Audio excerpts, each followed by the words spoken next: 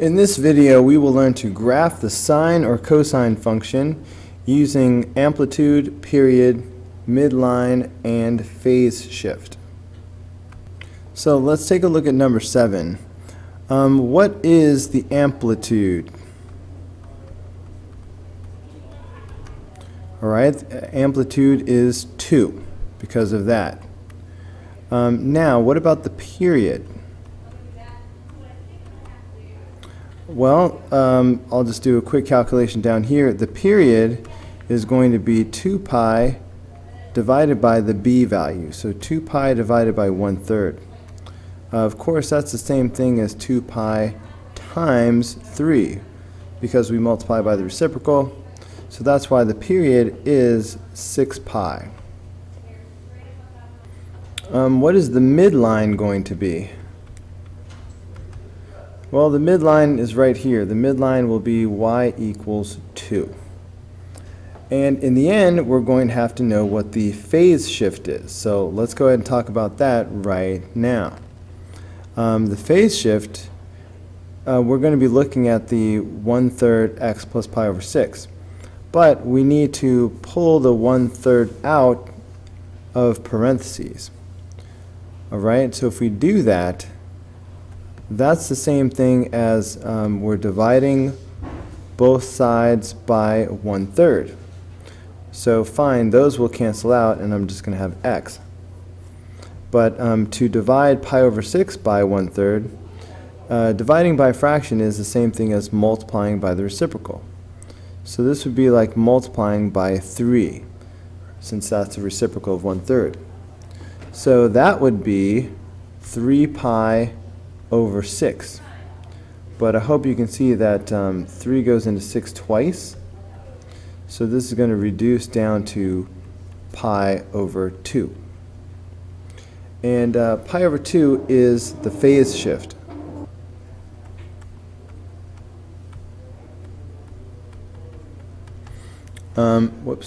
Phase shift. I will actually say negative pi over 2 because it is to the left. Okay, so armed with all this knowledge, it's time to do the graph. So I'm going to throw up a y-axis right. Look at the period. The period is 6 pi. So I'm going to come over here and I'm going to put 6 pi down. And I'm going to come over here and give it a negative 6 pi. And then I'm going to take half of that. And of course that'll be 3 pi. And I'm going to take half of that. 3 pi is not even. So the best I can do is just put 3 pi over 2 and leave it like that. Now this third one, some kids have trouble understanding what it is, but it's always 3 times the first one. So if this is 3 pi over 2, this one will be 9 pi over 2, because I just multiply this one by 3. And of course we'll have the same stuff going in the opposite direction. So right here is going to be negative 3 pi, and right here will be negative 3 pi over 2, and right here will be negative 9 pi over 2. So let's keep going. How about the y-axis here? Let's just put some marks on here. Alright, so this will be 1, 2, 3, 4, 5. Alright, not sure how many I'll need yet, but let's put some labels. So 1, 2, 3, 4, 5, and a negative 1. Now let's draw the midline. Alright, because of that 2 right there, we know the midline will be y equals 2. So let's just draw that.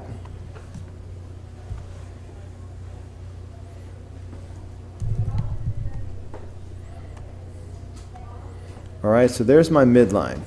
Now we're doing a cosine function, so if I can just remind you briefly of how the cosine pattern works, just in general. So we have our beginning, our end, our middle. Okay, so there's our 5 marks. So cosine starts off high and then it goes on the line, and then it goes low and on the line and back up high again. So this is an image of what cosine looks like relative to a midline. So we're just going to do that on the midline. All right, keeping an eye on the amplitude. So the amplitude is 2. So that's why from the midline I'm going to go up 2 for my amplitude. Okay, and then at the next mark we're going to be on the line, and then on the next mark we're going to be down 2. All right, which will actually put us here on the axis. And then we'll be back on the midline, and then finally we will end up 2 above the midline again. So these are the 5 values. Now be careful, these are the values that I would have if there was no phase shift. Okay, but remember, we have a phase shift of negative pi over 2. That's pi over 2 to the left. So I'm not actually going to connect these dots at all. I'm going to take each of these points and move them to the left by pi over 2, and then I'll draw it. Now I'm looking for how far is pi over 2. Well, if you notice that this is 3 pi over 2, that means if I were to divide this up into 3 pieces, each one of these would be pi over 2. It would be like negative 1 pi over 2, negative 2 pi over 2, negative 3 pi over 2. So this first mark right here that I just put down, this would be negative 1 pi over 2, or left pi over 2. So this is what we're shooting for. So sort of a third of a mark to the left. Okay, so that's what I'm going to do to all 5 of these. So I'm going to erase this extra one. So this is my first phase shift, the one that used to be 0. Okay, so I'm going to move this also the same amount. All right, about a third of a unit over. And I'll move this one, and I'll move this one, and I'll move this one. All right, each one I just moved it to the left about a third of a unit. And so that means that's how much I'm going to move these dots over. So this dot's going to move over a third of a unit, third of a unit, third of a unit, a third of a unit, and a third of a unit. So the green dots here are my final answer.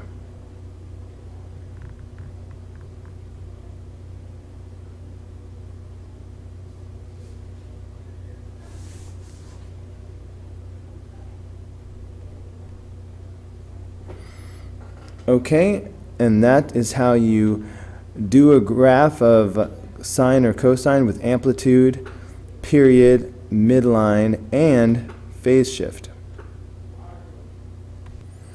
All right, let's do another example. Take a look at number 8. First, we want the period.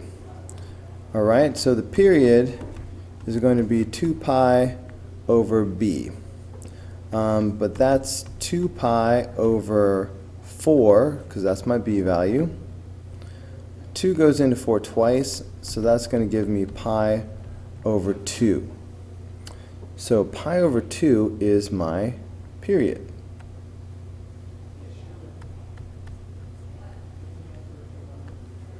Okay, next they want the equation for the midline, and it's just going to be right there. So y equals negative 1. And now the amplitude. The amplitude is going to come from this a value in the front.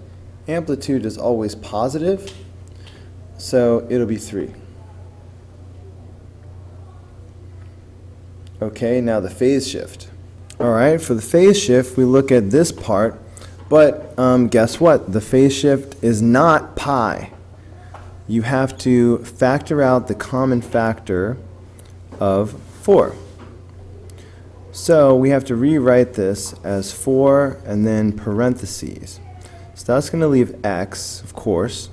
Now what we are really doing is we're dividing each of these by 4. That's why these 4's cancel out and you just have x. But that's also why right here I'm going to have minus pi over 4. And really that's the phase shift. All right, I'm going to put positive pi over 4 though. It's always opposite because it's going to the right.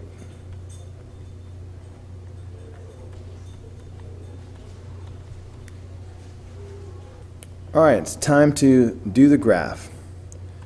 So let's start by throwing a y-axis on here. All right, something like that.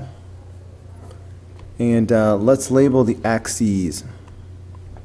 So we need the period now. So the period is pi over 2. So that means all the way over here, I'm going to put pi over 2. Halfway, right in the middle, would then be pi over 4. Half of that would be pi over 8.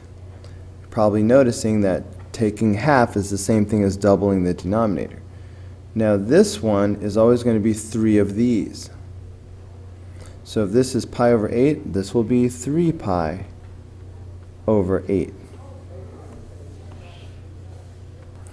And of course we can just copy over the negative versions of everything. We should label the y-axis here. All right, give it some marks.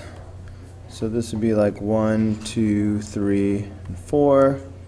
I'll do the same thing going down. So like -1, -2, -3, -4. Okay. So where's the midline? We decided that the midline was at y equals -1. So it's definitely time to draw that.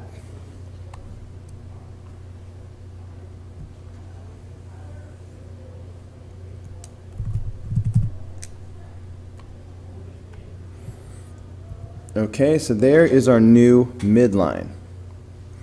From there, we're going to look at our amplitude. Okay, and our function. So this is the sine function, and we know the sine function starts in the middle, it goes high, goes back to the middle, it goes low, and then goes back to the middle. That's what the sine function normally does. Okay, it's usually like this. However, notice that this is a -3. So this is going to have to be turned upside down. So if I look at my midline again, this time instead of going up, it's got to go down. So it's going to be like this. And like this. All right? It's just reversed. So this is what I'm looking for my function to look like this time around. As we do this, keep in mind the amplitude is 3. So I'm going to be going up 3 and down 3 as I do this pattern.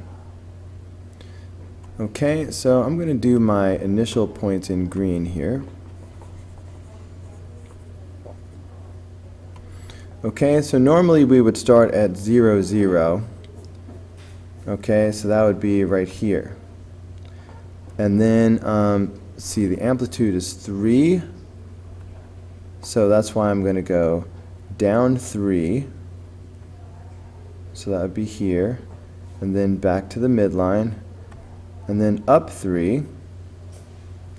Okay, so that's 1, 2, 3. And then back to the midline. Okay. However, I'm not going to connect these dots and call myself finished because I have not done anything about the phase shift yet. All right, so remember that the phase shift is right pi over 4.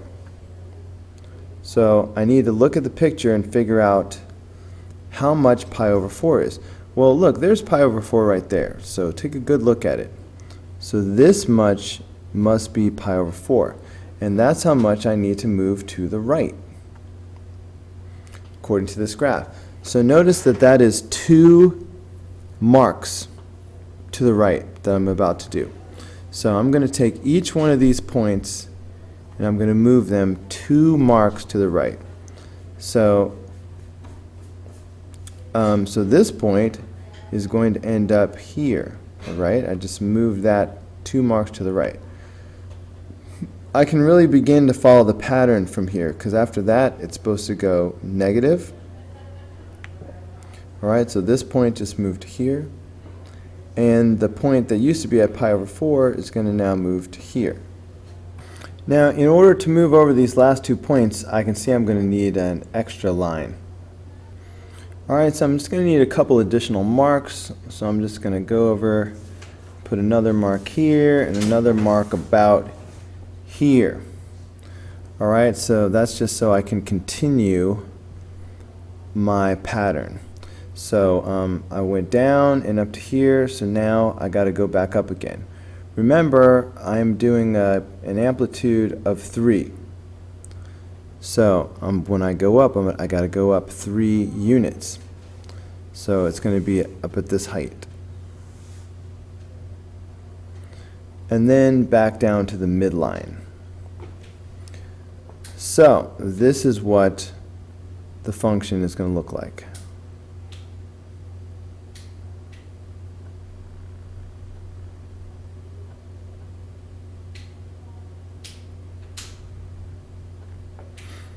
Okay, there you go. And of course, if I wanted to, I could continue this pattern going to the left. But for this assignment, I'm just going to leave it like that. We'll do more examples on the next video. But for now, here endeth the lesson.